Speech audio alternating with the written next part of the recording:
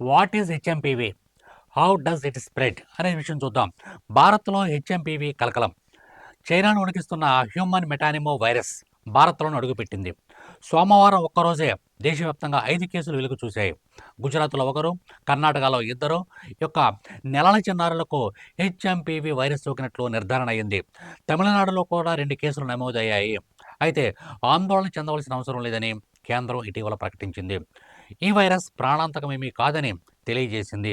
ముందు జాగ్రత్తగా దేశవ్యాప్తంగా పరిస్థితిని నిశితంగా గమనిస్తున్నాము అని చెప్పేసని కేంద్ర ప్రభుత్వం ప్రకటించింది. భయాందోళనలు అవసరం లేదని వైద్య నిపుణులు చెప్తున్నారు. క్షేత్రస్థాయిలో ప్రభావం అంతగా ఏమీ లేదని వివరణ ఇవ్వడం అనేది జరిగింది. కరోనా తరహాలో జ్వరం, జలుబు, దగ్గు, గొంతు నొప్పి, ఒంటి నొప్పులు లాంటి సంబంధితమైనటువంటి లక్షణాలు కనిపించేటువంటి అవకాశం ఉంది.